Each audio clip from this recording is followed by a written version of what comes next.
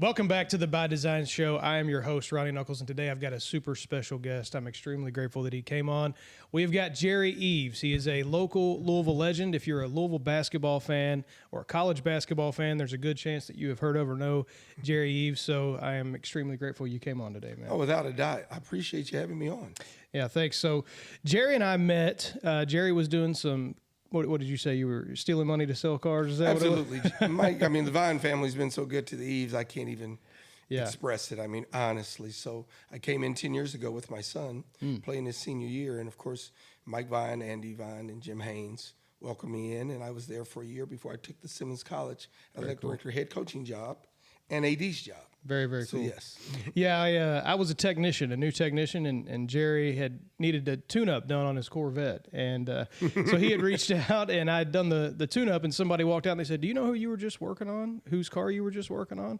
And I said, I have no idea. They said, that's Jerry Eaves. So I went and Googled Jerry Eaves, and I'm like, oh, man, I need to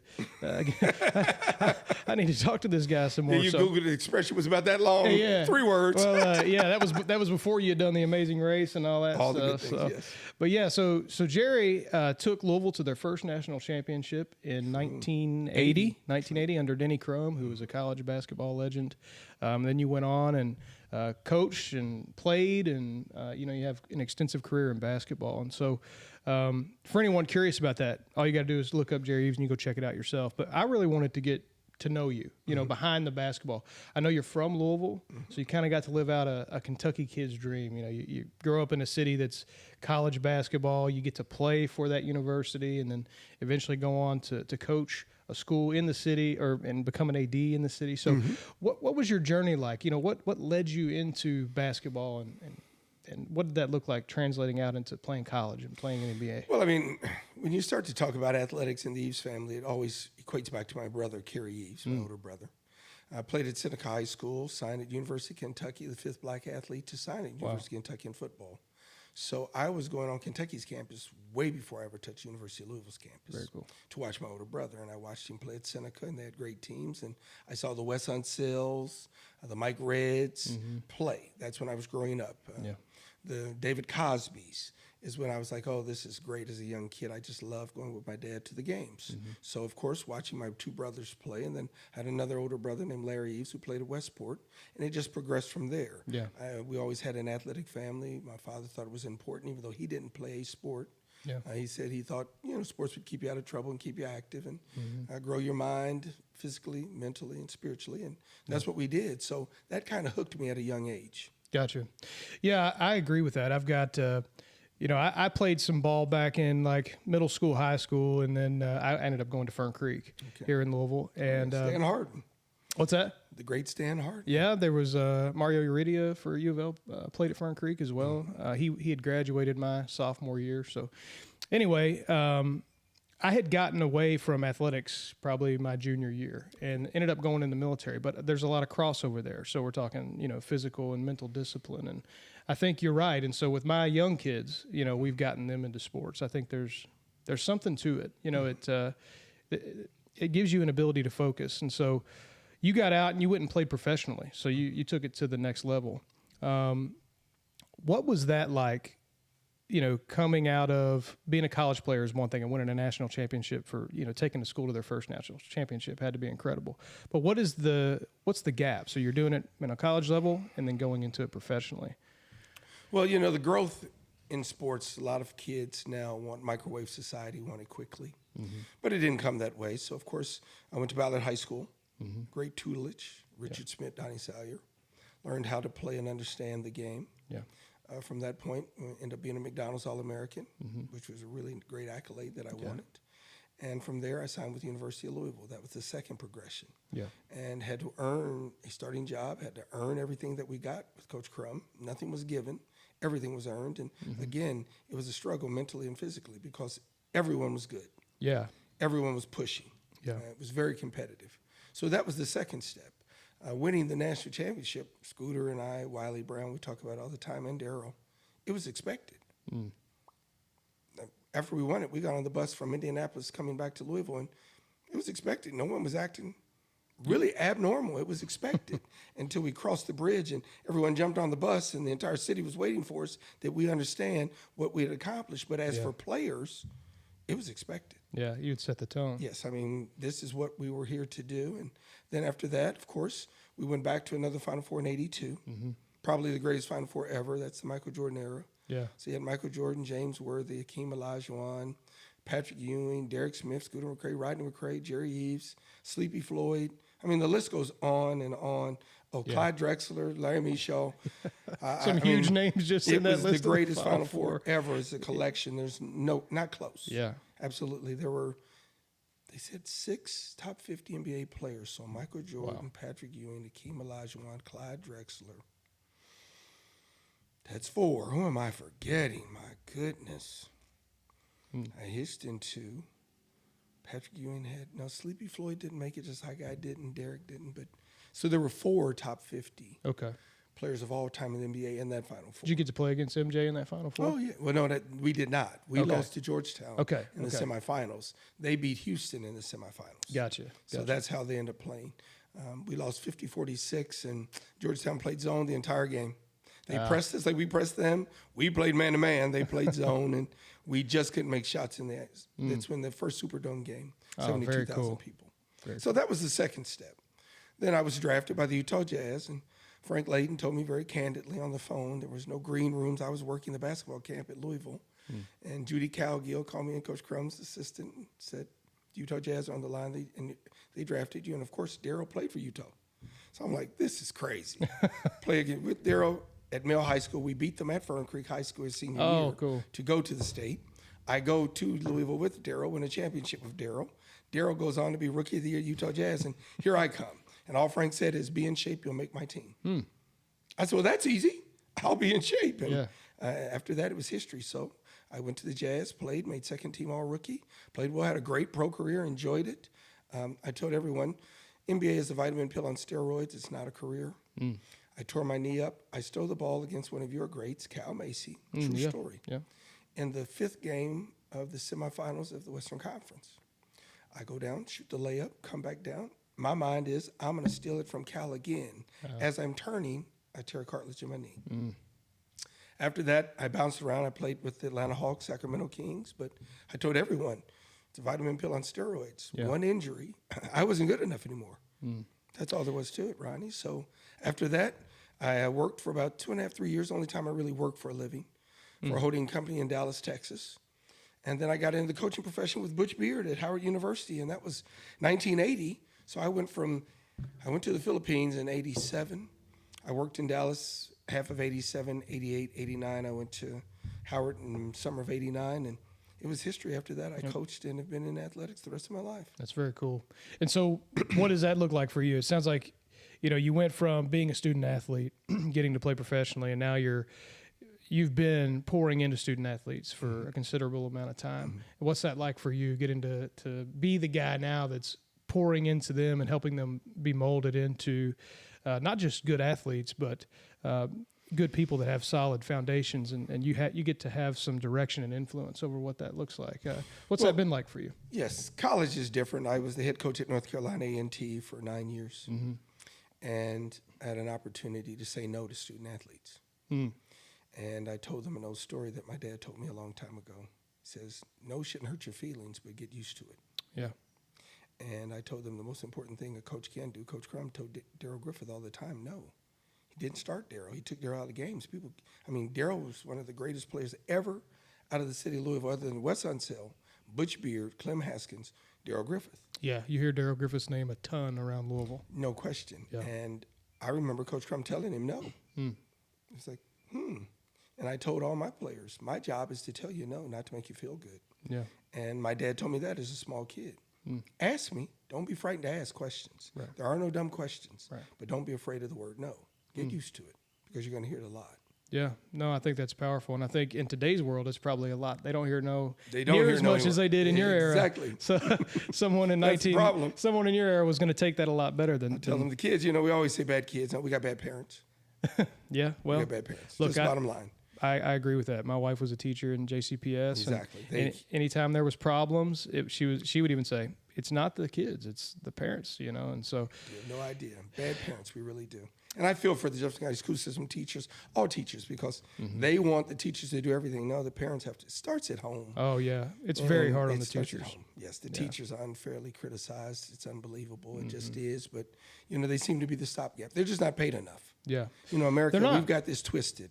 Society, we've got it completely, totally twisted. But I'm not big enough to change it. I think that's out of my pay scale. Yeah, I think it's a collective change. And it's interesting. You talk to people about it, and it seems like everyone agrees, except for... until it says it's time to raise the tax bill. Exactly. Then they're like, oh, no. Like, everybody agrees, and they go, no, wait, Exactly. we don't want to do it that way. Exactly. Yeah, no, I completely agree. I was listening to one of your shows before you'd come on, and one thing I like that you do is you're talking about job openings within the city for coaches. Is that right? Yeah, absolutely. And I think that's really cool. I think that, attracting people to that because it does start with the parents, but there are opportunities, I think, with, for me, I had found some good mentors in high school that kind of pushed me in, not really pushed me into the Marine Corps, but kind of guided me that direction. Like, hey, look, you're going to go to jail if you don't go in the Marine Corps. And so I think by you bringing the attention and maybe putting someone in a kid's life to help direct them, I think that's one way we can curb that while we're waiting on everybody to get their heads out of their butts and get our teachers paid properly. I mean, truly, when I had Dr. Brooks on with me, who's my niece, he runs the athletic directors in Jefferson County. And we were talking about the job fair, which is I don't know when you're hearing this, but it'll be the Monday. 26th of April, Saturday. Okay. From 9 to 12 at Seneca High School. And they can go and apply. And we were pushing for people to do that. And I'm sitting there all the time saying, I've been doing this my entire life now, 38 years. We have to pay them more money because parents are off the chain. No one wants to deal with the parents, but no one wants to tell the parents. Right. And honestly, it's like we're frightened to tell the parents the truth. We have the first day of school, and honestly, we should have, before the first day of school, every parent should have to come sit in that gymnasium, football stadium, and truly hear it. And if they can't handle it, it's their choice to pull their kid that minute, that day. But after that, follow the rules. Right. It's your choice. But don't come in here and think we're bending anything. This is what it is. Yeah. And it would help. But we don't have parents to support. We don't. Yeah. Parents are bad. Get some discipline in your life somehow. No, I agree. We ended up having to pull our kids out of, or we decided early on that we weren't going to put our kids in JCPS, unfortunately. And it's like a lot of parents now are moving to counties to get them out of JCPS. It's unfortunate. There are still some good schools, so don't get me wrong. Ballard being a great example of that. Yes. So, I mean, it's tough all over. And I mean, there's issues everywhere. Correct. As we well know. Correct. And of course, I live in Prospect. I know everybody's running to Odom County, and I see people lined up trying to get up US 42 to go home. And I feel for them. The traffic's too bad, and the infrastructure's not correct. Yeah. But it's not if I go to a different school system. My dad was the first microbiologist from University of Louisville, PhD. That's awesome. My sister, I'm not saying was the second, but she followed in the same footsteps. She worked at the water company. She died of cancer. My brother went to Louisville Speed School. You can get a great education anywhere. Yes, you can. Still, it comes back to if there is a disruption, it must be dealt with. That's all. Yeah. That's just bottom line. But if you can, and he would roll over in his grave, if I would have sent any of my kids to a private school, he'd roll over his grave. Because he would say, again, even with the disruption, it's life. He says it's your job, mine, talking to me, his son, to get what she's teaching. Yeah. So I don't care what you have to do to block him out. That's part of life. Yeah. That's because a good lesson. It's going to happen no matter where they go to school. The clutter is waiting for them when they walk outside. Right. Some families have it. Let's just be honest. Yeah. They have it, and it's been laid out for them, and it's not been easier, but they don't have to fight the same road that everyone else. Right. But the clutter is waiting for them no matter where they go to school. Exactly. When the bell rings. They're going to have to deal with the public the minute they walk out, senior year in high school, or if they went to a private university, it makes no difference. You're still going to have to deal with the clutter when you walk out. You must deal with it. Yeah. No, I agree. I think going to a public school kind of helped me in that regard, because when I would run into challenges with other individuals, I had already kind of experienced it in that way. And that was one of the challenges when we decided to put our kids in a private school. I'm like, listen, they better have some tough coaches in there, because I need them to be able to handle it. So let me ask you now, I know you've got somewhere to be. You got an awesome awesome golf round to play. Absolutely, little boys. We have a good time. Family's everything. It is. And mine are 6 and about to turn 8, and I've got them playing golf now. I never played golf growing up, but I'm like, listen. I didn't either. They were teeing it up in the middle of the fairway, and I never owned clubs. That's the way it was. That's the way it was for me.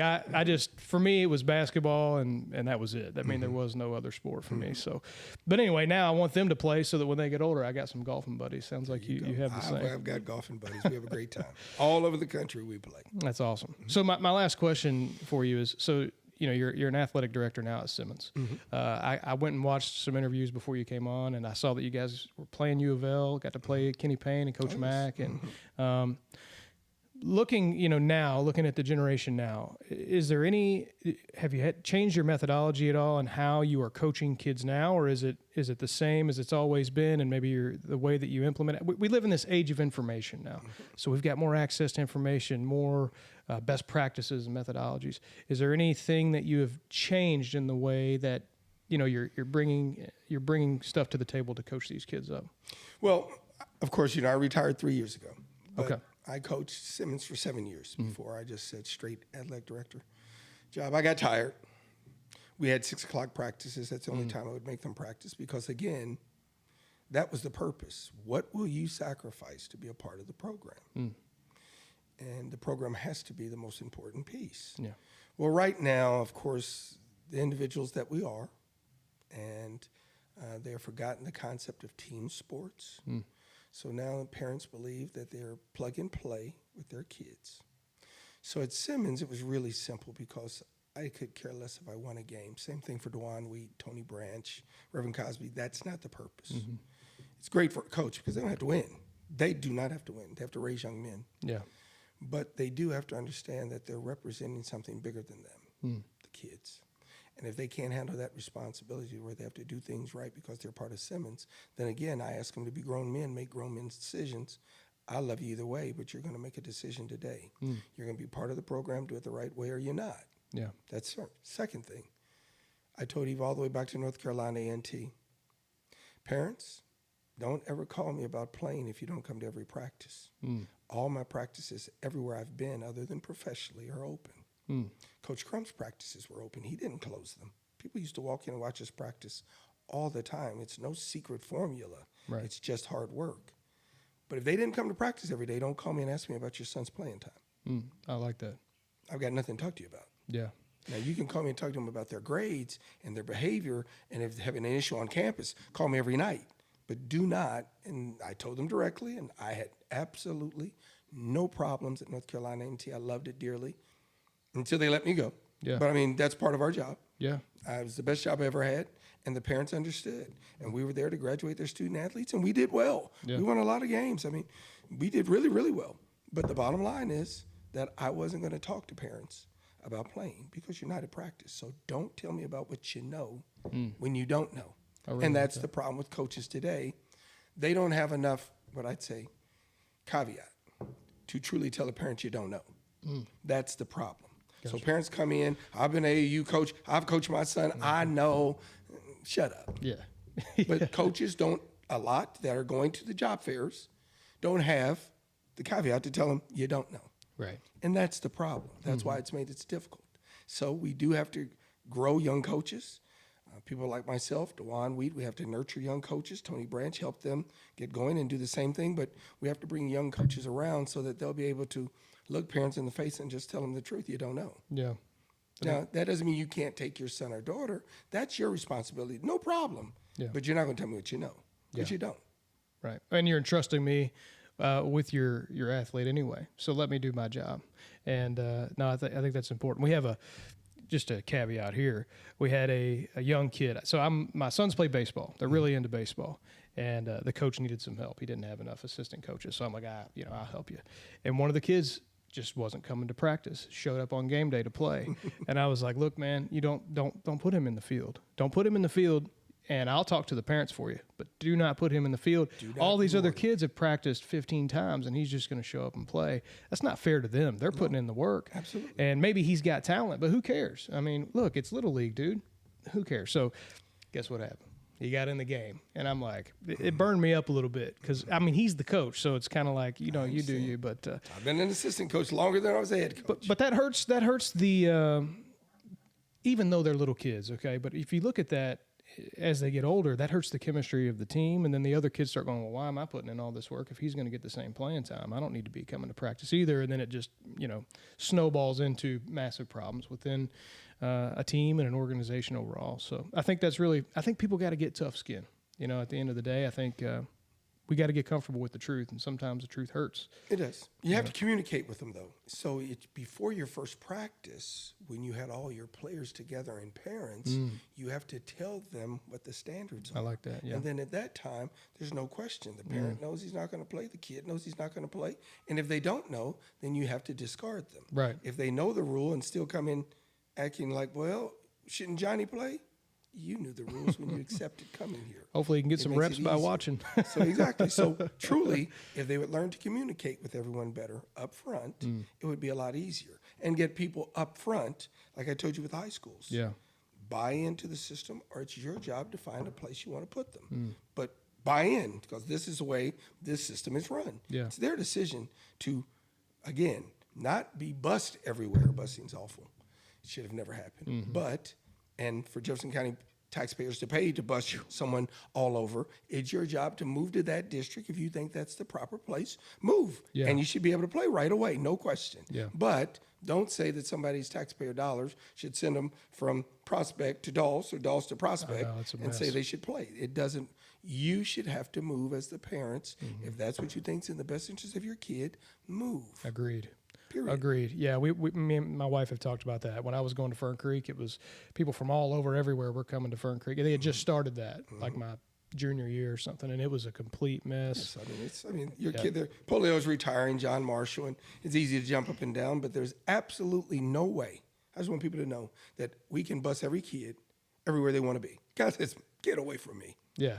That's crazy. And we saw what happened last year. Kids weren't getting home till 10 p.m. It doesn't make any sense. No, it was a mess. So again, it falls back on the parents. If Agreed. the Ballard District is the place you want to be, move to the Ballard District. Correct.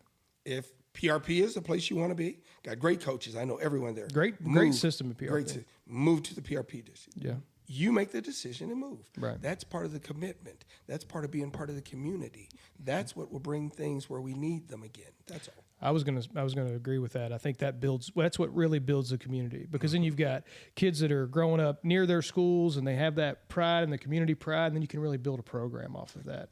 And if you're bussing everybody in from every year, it's hard to get that kind of solid core foundation. Which hurt the athletic piece. That had nothing to do with athletics, but it hurt the athletic piece. Yes, unintentionally, I think. So.